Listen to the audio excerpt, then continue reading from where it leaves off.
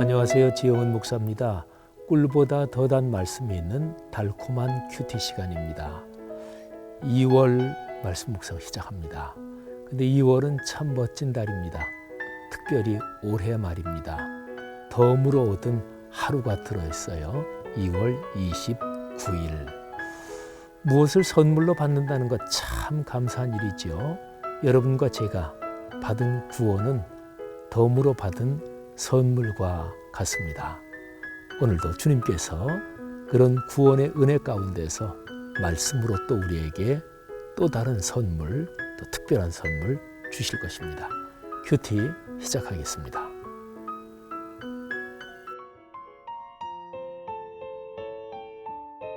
예수님이 가시는 길. 마가복음 9장 35절.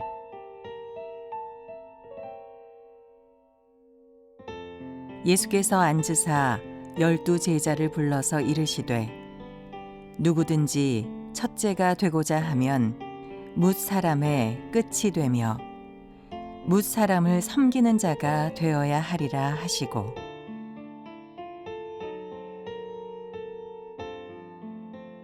마가복음에서요, 예수님께서 사역하시는 장소가 중요합니다.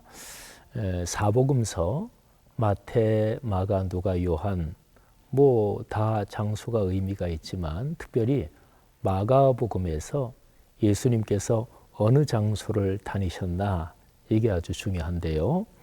크게 보면은 동서 그리고 남북, 그러니까 옆으로 이동하는 장소의 이동, 이 옆으로 이동하는 축하고요. 또 위아래로 이동하는 축, 이 두 개가 중요합니다. 옆으로 위아래로, 그러니까 십자가 모양이 되기도 하네요. 옆으로 이동하는 축은 그렇게 됩니다. 그러니까 위에 갈릴리 호수, 거기서부터 요단강이 쭉 밑으로 내려오죠. 그리고 밑에 사해, 이제 거기까지 이르죠. 근데 그 요단강 거기를 중심으로 해서 동쪽, 그쪽은 이방인이 사는 지역입니다. 그리고 서쪽은 유대인들이 사는 지역이에요. 예수님은 특별히 갈릴리 호수를 중심으로 유대인이 사는 서쪽하고 이방인이 사는 동쪽, 이쪽을 왔다 갔다 하시면서 사역하십니다. 그러니까 유대인이 아닌 사람들, 그러면 뭐 세상 사람 전부 다 포함되는 거잖아요. 논리적으로. 예수님은 그들 모두를 감싸 안고 사역을 하십니다. 근데 오늘 우리가 묵상하는 말씀에서 이제 아주 중요한 게 있습니다. 이게 바로 세로로, 그러니까 위아래로 이동하는 그 축입니다. 마가복음에 보면 예수님께서 이제 거의 당신의 공적 사역 마지막 부분에 저 북쪽에서 저 남쪽으로 일직선으로 이제 내려가십니다. 이게 마가복음에서는 아주 뚜렷해요. 저 북쪽이 어디냐면 빌립보 가이사랴. 거기는 이스라엘이 위아래로 길쭉한데 제일 북쪽 지방이 갈릴리, 가운데가 사마리아 지방, 그리고 남쪽이 유대 지방이에요. 그리고 예루살렘은 남쪽 유대 지방 거기에 있습니다. 그러면 빌립보 가이사랴, 그거는 갈릴리 지방에서도 북쪽으로 한참 더 올라간 이방인 지역입니다. 마가복음의 구절을 제가 한번 잠깐 말씀드리면은요, 8장 27절에 예수님께서 빌립보 가이사랴 거기에서 사역하시는 장면이 나오고요. 그 다음에 오늘 우리가 묵상하는 9장 30절 여기에 보면 그곳을 떠나 갈릴리 가운데로 지날새 이렇게 되어 있죠. 그러니까 장소 이동으로 말하면 그곳, 이것은 빌립보 가이사랴, 거기에서 이제 쭉 사역하시고 그 근방에서 사역하시고 그러다가 이제 갈릴리로 오신다, 그런 뜻이죠. 근데 갈릴리 가운데로 지날새 그랬죠.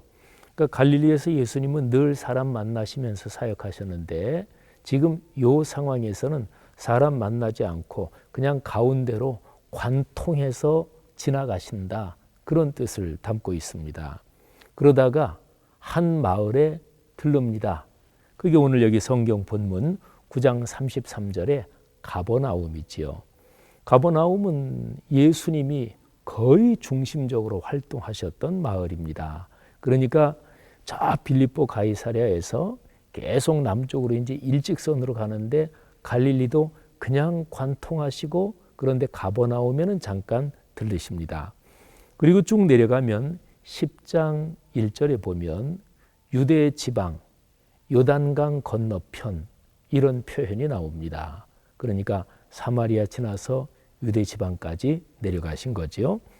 그리고 10장 32절에 보면 예루살렘으로 올라가는 길에 이런 표현이 나옵니다.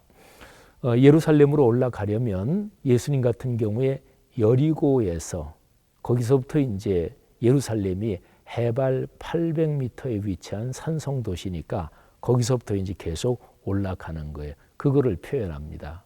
자, 그러면 한번 머릿속에 상상을 하면서 그림을 그려보세요.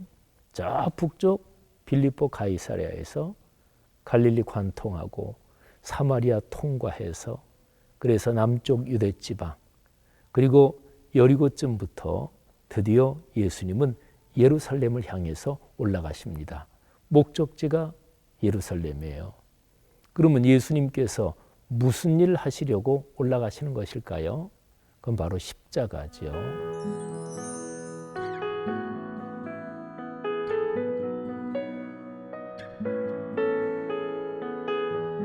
인류의 죄를 대신 짊어지시고 그리고 죽임을 당하시는 말하자면 대속의 죽음, 십자가 사건 이게 이제 예루살렘으로 올라가시려는 목표였습니다. 예수님께는 빌립보 가이사랴에서 우리 한번 사람이 생각하는 그런 식으로 한번 생각을 해보면 예수님께서 굳게 결심하시는 거예요. 자, 이제부터 일직선으로 간다. 예루살렘이다. 이게 마가복음 전체에서 아주 중요한 구도입니다. 그런데요, 오늘 여기 말씀에 보면 빌립보 가이사랴에서 갈릴리 그리고 갈릴리에서 가버나움으로 쭉 오는 길인데 그 오는 길 중에서 제자들이 서로가 토론을 합니다. 자, 오늘 여기 성경 말씀에 보면 예수님께서 제자들에게 물어보세요. 가버나움에 가서 이제 어느 집에 들어갔는데 아마도 베드로의 집일 가능성이 있어요. 베드로네 집이 가버나움에 있었거든요. 근데 제자들에게 물으십니다. 너희가 길에서 서로 한참 토론하던데 뭘 가지고 토론했느냐? 근데 제자들이 대답을 하지 못했습니다. 이유가 길 중에서 서로 누가 크냐 이 주제를 가지고 토론했기 때문에 그렇습니다. 그냥 단순하게 객관적으로 그냥 합리적으로 토론한 게 아니에요. 사실은 여기 토론이라고 되어 있지만 싸운 거예요. 누가 서열이 더 높아? 누가 더 위야? 이거 가지고 서로 싸웠거든요. 그러니까 예수님이 물으시니까 대답을 하지 못하는 거예요. 예수님께서 그때에 어린아이 하나를 데려다가 가운데 세우시고 말씀하십니다. 이런 어린아이처럼 그렇게 다른 사람을 섬기고 또는 이런 어린아이 같은 마음을 가져야 된다. 그래야 하나님께 인정을 받는다. 그러면서 섬김에 대해서 말씀을 하십니다. 여러분이 극한 대조를 보십시오.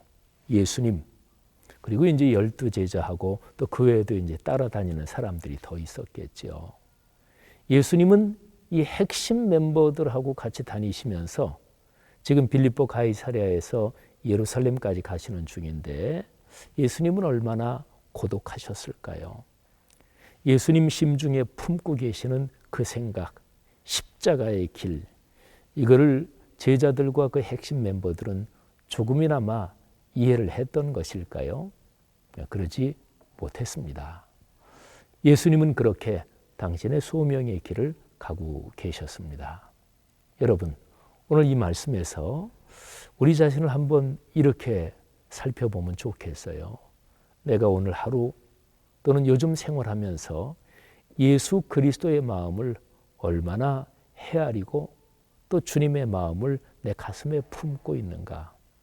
혹시 여기 제자들처럼 예수님의 마음은 아랑곳하지 않고 내 자신의 이해관계 거기에만 몰입하고 거기에만 빠져 있는 것은 아닙니까?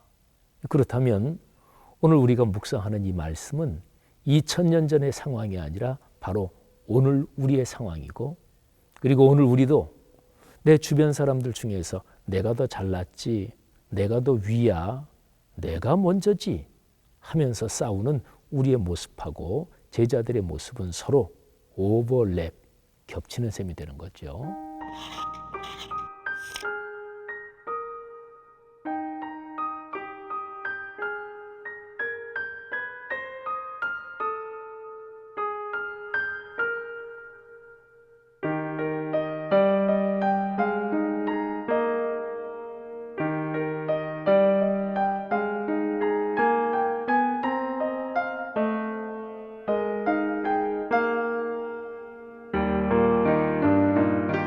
여러분, 예수 그리스도께서 가시는 길, 그 길이 그리스도인이 걸어갈 길이고, 그리고 결국에는 보면 그 길이 진짜로 축복의 길입니다. 예수님이 가시는 그 길로 우리도 주님의 마음을 품고 걸어가는 한날 되기를 바랍니다. 기도하겠습니다.